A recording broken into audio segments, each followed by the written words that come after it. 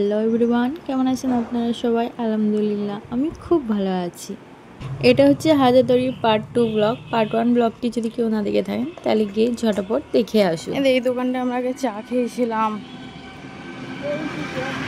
এটাই তো বলছি, এই ডান দিকের দোকানটা চা খেয়েছিলাম আমরা।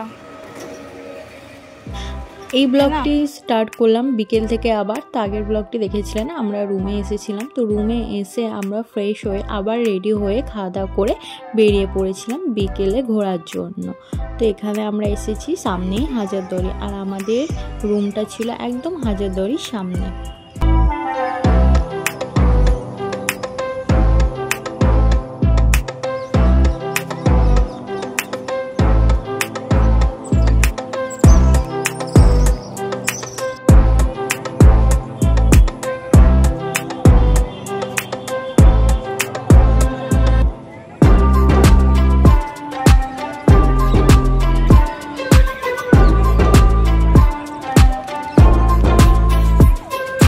এর আগেও একবার হাজারদুয়ারি আমরা এসেছিলাম, ঠিক 1 বছর আগে।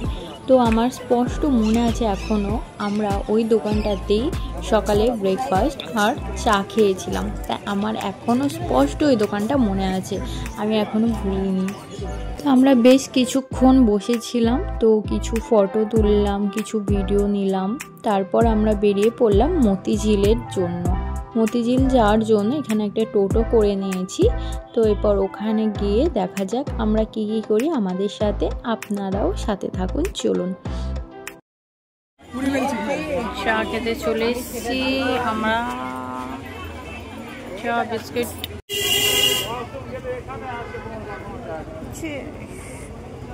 তো প্রথমেই মতিঝিলে নেমেই সামনে কিছু দোকান বসেছিল। বিকেলে সেরকম তো খাওয়া হয়নি, সে কোন দুপুরে খেয়েছিলাম। তো সামনে চায়ের দোকান দেখে আমরা একটু চা খেয়ে নিলাম।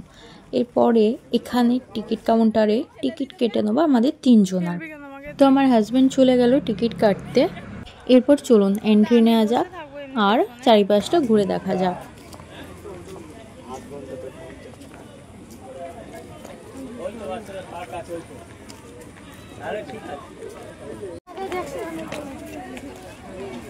চলে গেছে।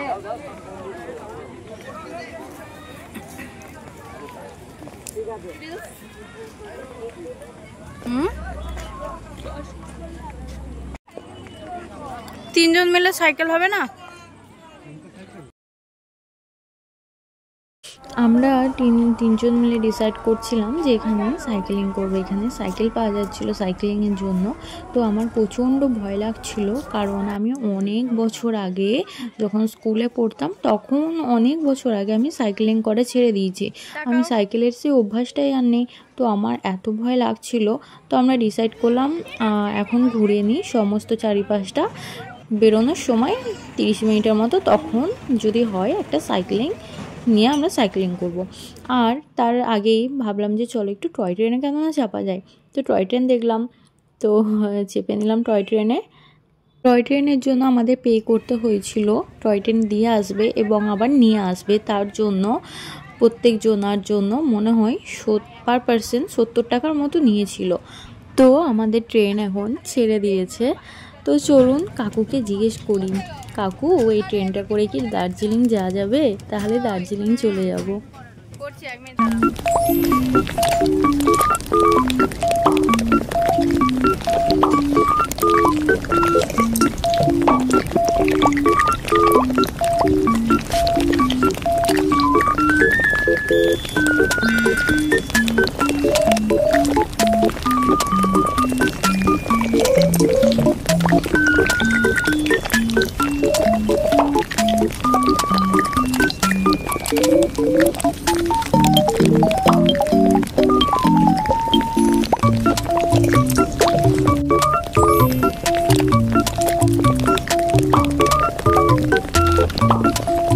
আচ্ছা, আমার চ্যানেলে আমার যারা পুরনো বন্ধু তাদেরকে অসংখ্য ধন্যবাদ। আর আমার চ্যানেলে যারা নতুন তারা আমার চ্যানেলটি প্লিজ সাবস্ক্রাইব করে দিয়ে একটা লাইক করে দেবেন আর আমার পাশে থাকবেন। আপনাদের একটা লাইক আমাকে অনেক মোটিভেট করবে একটা নতুন ভিডিও বানানোর জন্য। তো প্লিজ আমাকে সাপোর্ট করবেন। আর হ্যাঁ, কমেন্ট করতে কিন্তু ভুলবেন না। কমেন্ট করে অবশ্যই আপনাদের মতামত আর আমার ভুল আমাকে কমেন্টের মাধ্যমে জানিয়ে দেবেন।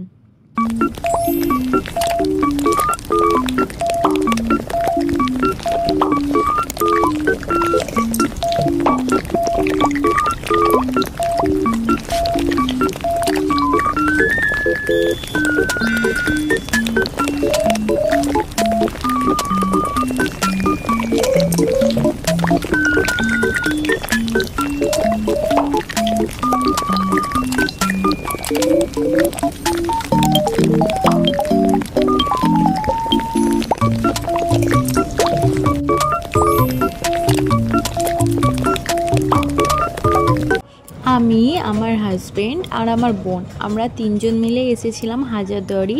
ঠিক 1 বছর আগেও আমরা 3 জন এসেছিলাম। আর আমরা যেখানেই ঘুরতে যাই, বাইরে বলুন যেখানে, আমরা 3 জনই ঘুরতে যাই। কারণ আমার মা আব্বু বাড়ি থেকে অতটা বেরোয় না, আর আমরা 3 জন খুব ঘুরতে ভালোবাসি, বিশেষ করে আমি আর আমার হাজব্যান্ড। তো আমার বোন বেচারি কেন একা বাড়িতে থাকবে, তোকেও নিয়ে যায়। আর কি বলুন না, আমাদের কোনো বন্ধু বা বাইরের কোনো এক্সট্রা পার্সনের কোনো দিন প্রয়োজন হয় না, কারণ আমরা 3 জন মিলে এত মজা করি, এত এনজয় করি, যার জন্য আমাদের কোনো বন্ধুর দরকারই পড়ে না। আর আমাদের হয়তো এই মজা করা এনজয়টা অনেকে দেখে সহ্য করতে পারে না। আমরা 3 জনে প্রচুর হ্যাপি থাকি। তো ভবিষ্যতে আমাদের এগুলোই স্মৃতি হয়ে মনে পড়বে, আর কিচ্ছু থাকবে না। আমাদের এই কিছু কিছু ভালো ভালো মুহূর্ত আর এই আনন্দ করা স্মৃতিগুলোই মনে পড়বে, মনে থাকবে, আর কিচ্ছু মনে থাকবে না। এক কথায় যেটা বলে, আমরা 3 জন 3 জনার বন্ধু, আমাদের এক্সট্রা করে বাইরে আলাদা কোনো বন্ধুর প্রয়োজন হয় না। তো এটাকে নিয়ে অনেকে অনেক মন্তব্য করে, তো তাতে আমাদের কোনো যায়ও আসে না। তো ট্রেনের কাকুটাকে জিজ্ঞেস করলাম, জানেন তো, যে কাকু দার্জিলিং যাওয়া যাবে? কাকু তো বললো না। তো কী আর করবো, বাস্তবে তো হলো না, কল্পনাতে ট্রেনে করে দার্জিলিং ঘুরে নিলাম। তো আমাদের ট্রেনে ঘোরার টাইম শেষ, তো এরপর স্টেশনে আমাদেরকে নামিয়ে দেওয়ার পালা। তো আপনাদের বলছিলাম না সাইক্লিং করব, তো অনেক ভাবনা চিন্তার পর ভাবলাম যে চলো একটা নিয়েই নিই, যাওয়া হবে দেখা যাবে। তো ফাইনালি একটা নিয়েই নিলাম সাইক্লিং করানোর জন্য, সাইক্লিং করার জন্য। তো আমার হাজব্যান্ড আমার বোন মিলে করছিল, ওরাই বেশি, আমি তো অল্প করেছি। আমার এত ভয় লাগছিল, দেখুন, দেখলেই বুঝতে পারবেন আপনারা। কিছু হবে না, যাও যাও, আর কিছু হবে না, আমি চাপবো তো, আমি চালাবো তো।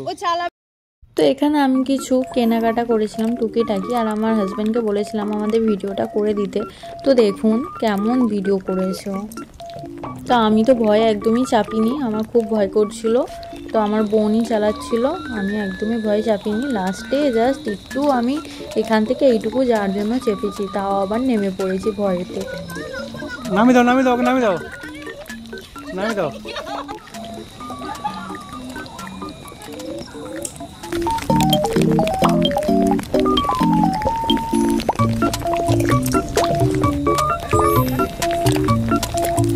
আমাকে তো ভালো করে করেই দিলি না কেউ।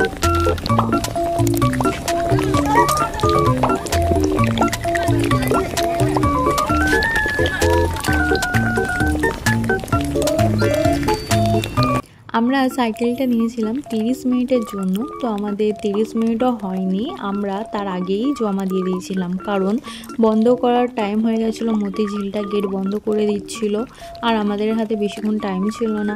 তার জন্য আমরা সাইকেল জমা দিয়ে বেরিয়ে পড়লাম। ওখান থেকে একটা টোটো ভাড়া করে নিলাম। টোটো ভাড়া করে আমরা যাচ্ছি জিয়াগঞ্জ, মানে অরিজিৎ সিংয়ের হেসেলে। তো চলুন আমাদের সাথে আপনারাও। আজকে ভেবেছিলাম আমরা যেই হোটেলে থাকি সেই হোটেলে ডিনারটা করব না, আজকে আমরা অরিজিৎ সিংয়ের হেসেলেতেই ডিনারটা করে আসব। আর মুর্শিদাবাদ এসছি আর অরিজিৎ সিংয়ের হেসেলে যাব না, সেটা তো হয় না। তাই আমরা ভাবলাম যে আজকে ডিনারটা ওখানেই হোক। তো অনেক টোটো বলছিলাম, কিন্তু টোটো পাইনি। ফাইনালি অনেক দরদাম করে ভাড়া খুঁজে খুঁজে একটা টোটো কাকুকে পেলাম, যার জন্য রাজি করলাম, নাহলে কেউ যেতে চাইছিল না ওই রাতের বেলা।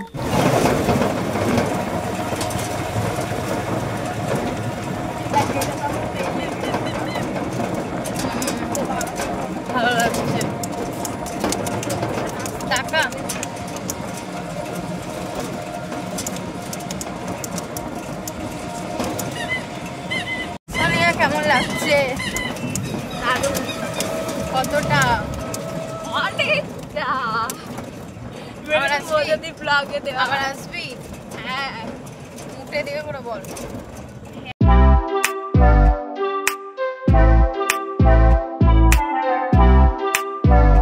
মুর্শিদাবাদ, হাজারদুয়ারি আর দার্জিলিং এই দুটো জায়গায় জানেন তো যতবারই যাই আমার মনে হয় বারবার আমি খালি ওই জায়গাতে আবার যাই।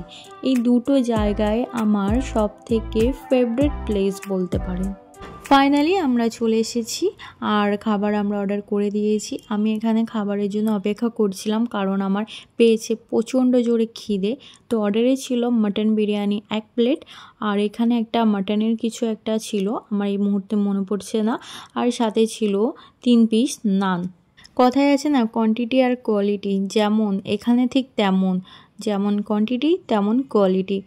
এত সুন্দর খেতে, আপনার প্রাইস কিন্তু অন্য অন্য রেস্টুরেন্টের তুলনায় এই রেস্টুরেন্টের প্রাইস এত রিজনেবল আর আপনার খাবারের কোয়ালিটি এত সুন্দর। বিশেষ করে মাটন বিরিয়ানিটা ডিসাইড করেছি বাড়ি যাওয়ার সময় লাঞ্চে মাটন বিরিয়ানি এই হেসেল থেকে খেয়ে যাব। তো আমাদের খাওয়া হয়ে গেছে, আপনাদের বাইরে থেকে একটু দেখিয়ে দিলাম রেস্টুরেন্টটা।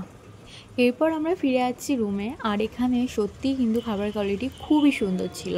তো নেক্সট পার্ট তাড়াতাড়ি আসতে চলেছে পার্ট 3। তো আপনারা অবশ্যই আমার চ্যানেলটিকে সাবস্ক্রাইব করবেন আর বেল আইকনটাকে প্রেস করবেন যেন আমার প্রত্যেকটা ভিডিও আপনাদের কাছে আগে পৌঁছে যায়।